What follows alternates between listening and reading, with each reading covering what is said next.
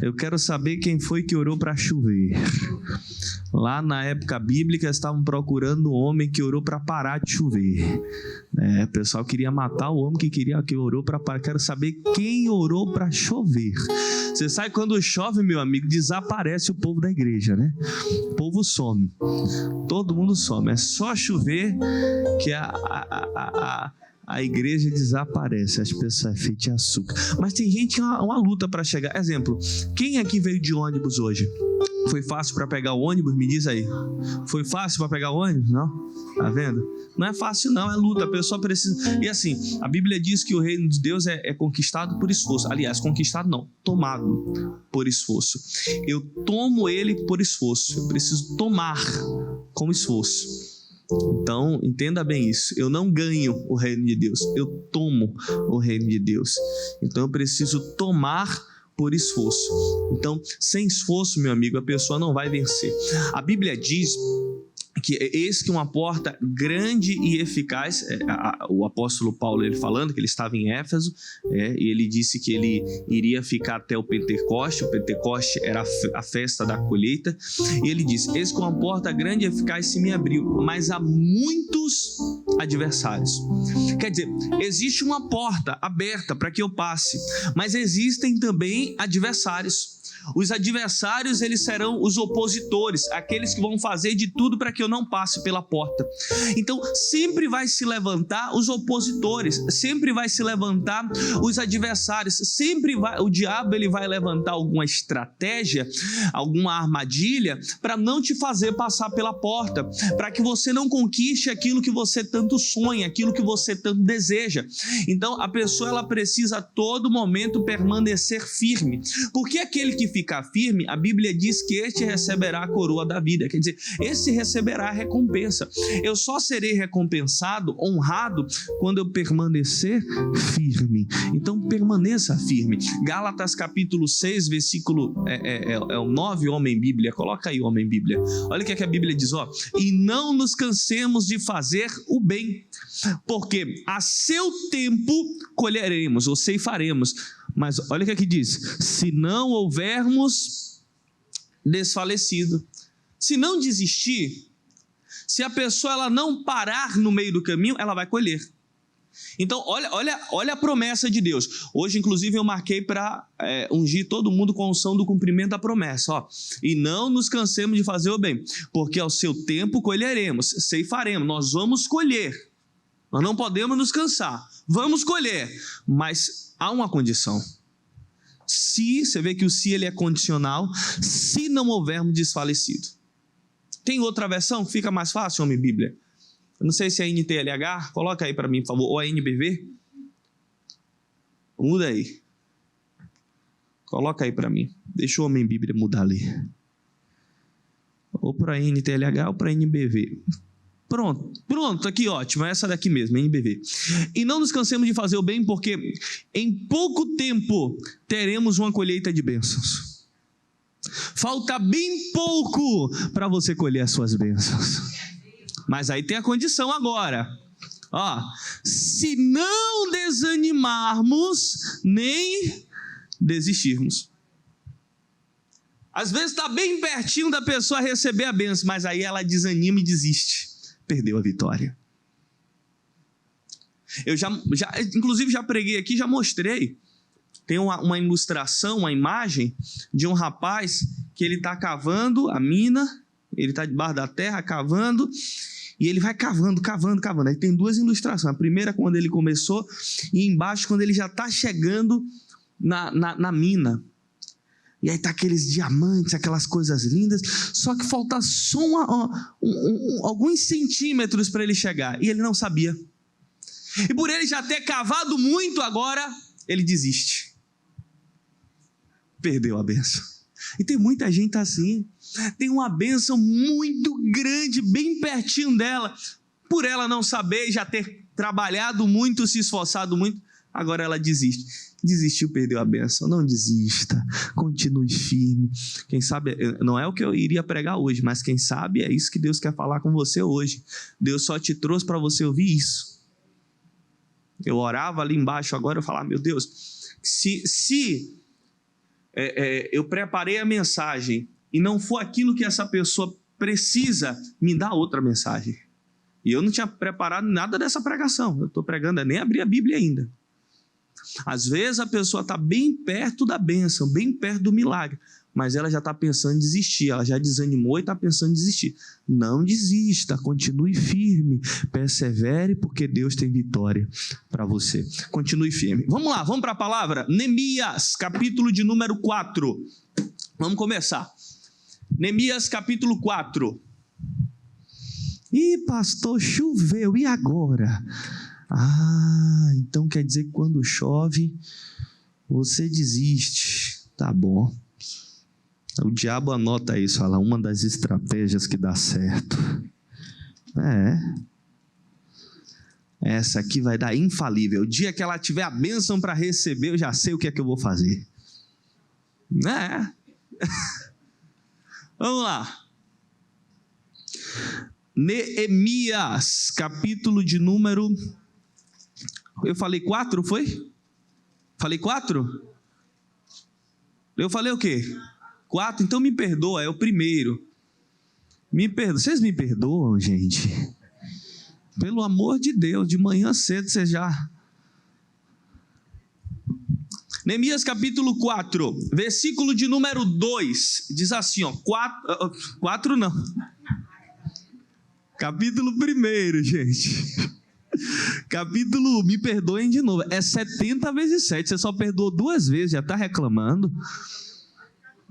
Capítulo 1, versículo 2, diz assim, veio Anani, um de meus irmãos, com alguns de Judá, e lhes perguntei pelos judeus que tinham escapado do exílio e a respeito de Jerusalém. Eles me disseram, os que sobreviveram ao exílio e estão de volta na província, encontram-se em grande aflição e humilhação. Os muros de Jerusalém foram derrubados e as suas portas queimadas a fogo. Olha isso. Neemias estava muito bem, ele trabalhava com o rei, no palácio do rei, estava na fortaleza de Suzã, o lugar mais seguro que o Neemias poderia habitar com a sua família. Imagina, o homem trabalhava diretamente com o rei, era face a face com o rei, ele era o copeiro do rei. O trabalho dele era ótimo, Neemias estava bem, Neemias vivia bem. Mas agora, o irmão dele, o Anani, ele vem contar uma má notícia. Ele vem contar para o Neemias que a família dele estava vivendo em uma grande aflição, humilhação. E é claro, eu não quero estar bem sabendo que a minha família está mal. Eu quero estar bem e saber também que a minha família está bem. A mãe, ela não vai sentir, ela não vai de maneira nenhuma se sentir bem sabendo que o seu filho está mal. Se o filho pega uma gripezinha, a mãe já fica assim ou não é? E ela liga toda hora para o filho, manda mensagem. Por quê? Porque ela ama, ela não quer ver o seu filho mal. Ela quer ver sempre o seu filho bem. O irmão, a mesma coisa. Ou esse é o certo, né?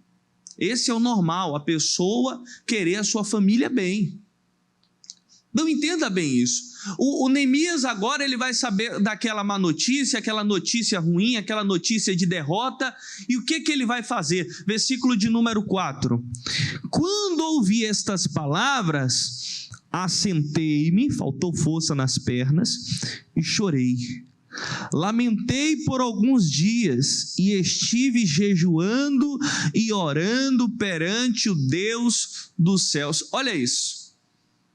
Ele ouviu aquelas palavras, o que ele fez? Se assentou, chorou e se lamentou.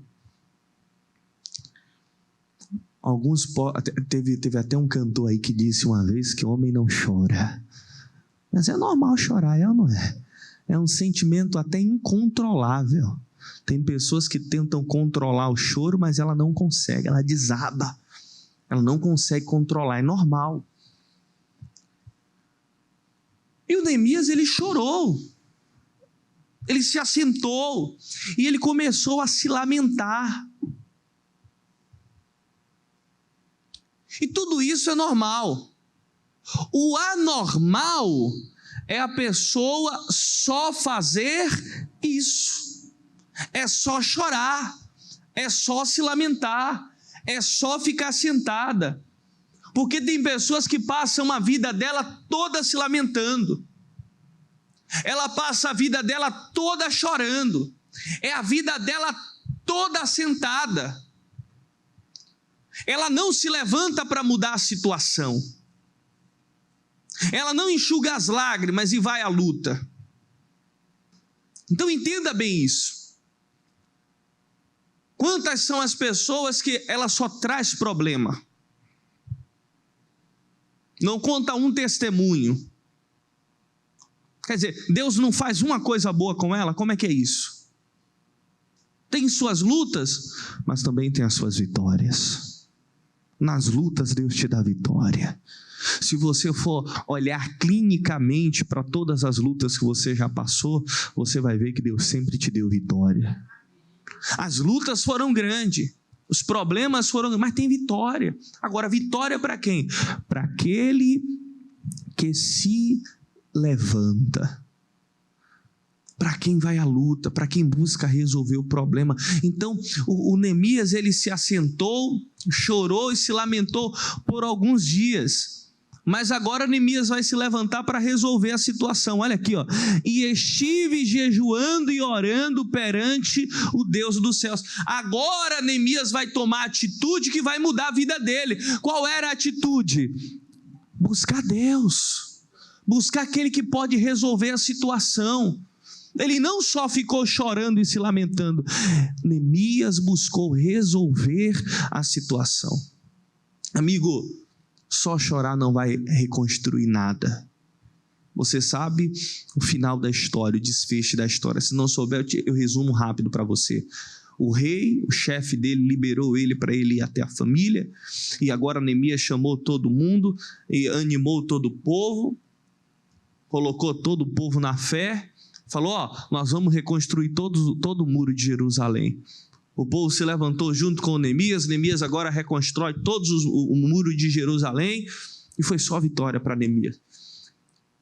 Teve seus embates, as suas lutas? Teve. Teve suas dificuldades? Teve. Se levantaram adversários? Demais. Muitos adversários se levantaram. Mas Neemias continuou firme. Neemias não só ficou chorando, se lamentando. É porque para mim nada dá certo. Para mim é uma luta, uma perseguição. Ô pastor, o senhor não sabe como é minha vida, pastor. Pastor, é o tempo todo minha vizinha, pastor, ela vive brigando comigo. Minha vizinha coloca o lixo lá na minha porta, pastor, o tempo todo. E eu não sei o que eu faço. A pessoa só faz se lamentar, é tudo se lamentando. Ela precisa se levantar para resolver a situação, para mudar de vida, se quer mudar de vida. Mas enquanto ela ficar no comodismo, enquanto ela for passiva demais, ela não vai resolver a situação. Para mudar de vida, é necessário se levantar, enxugar as lágrimas e seguir em frente. Vamos lá para 1 Samuel, capítulo de número 30. Vamos ver mais um caso parecido. Vai lá. 1 Samuel, capítulo de número 30. A pessoa tem que ter um pensamento também positivo. Ela tem que ter o pensamento, não, esse mês será o melhor mês da minha vida. Você já viu que toda semana eu falo a mesma coisa? Você já percebeu isso? Toda semana eu digo, essa semana será a melhor semana da sua vida. Por quê? Você quer que em vez em quando eu mude, eu diga, essa vai ser a pior? Não! O pastor toda segunda-feira fala a mesma coisa, porque toda segunda-feira eu tenho a mesma fé. É que essa será a melhor. A semana passada foi a melhor, mas essa será a melhor que a melhor. Amém, gente? Essa é a fé, e você precisa viver nessa pegada. Vamos lá, só tenho mais 5 minutos, gente. Vamos lá, 1 Samuel, é só você voltar um pouquinho aí. 1 Samuel capítulo 30. Vamos para o versículo de número 1. Vamos ler de uma tomada só. Quando Davi e os seus homens chegaram a Ziclag ao 3º dia, Já os amalequitas com ímpeto tinham dado sobre o sul de Ziclag, tinham ferido a Ziclag e a tinha queimado a fogo. Tinha levado cativas as mulheres e todos os que lá se achavam, tanto grandes quanto pequenos, a ninguém mataram, então somente levaram consigo e foram seu caminho. Imagina, Davi chega, tinha saído para granjear fundos, quando chega agora, ele chega e vê toda a cidade devastada, queimada a fogo, destruída, as mulheres e as crianças que ficaram, os inimigos levaram como escravos, cativos. Imagina, ele saiu para conquistar, ele saiu para granjear fundos, quando volta daquela maneira. E aí, olha o versículo 3. Quando Davi e os seus homens chegaram à cidade, encontraram-na queimada a fogo, e as suas mulheres, os seus filhos, as suas filhas levados cativo.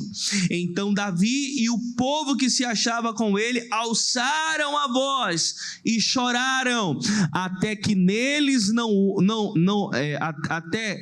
até que não houve neles mais força para chorar. Choraram muito. É normal, mas cuidado. Cuidado, porque Davi e o povo chorou tanto que perdeu as forças. Tem gente que está gastando toda a força dela chorando. Cuidado, isso é sério.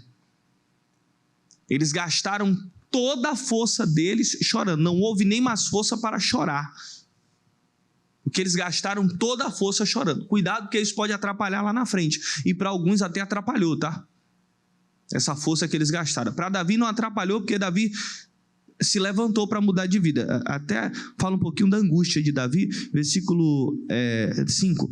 Também as duas mulheres de Davi tinham sido levadas cativas, a Ionã, a Giselita, e a Abigail, que fora mulher de Nabal, o carmelita.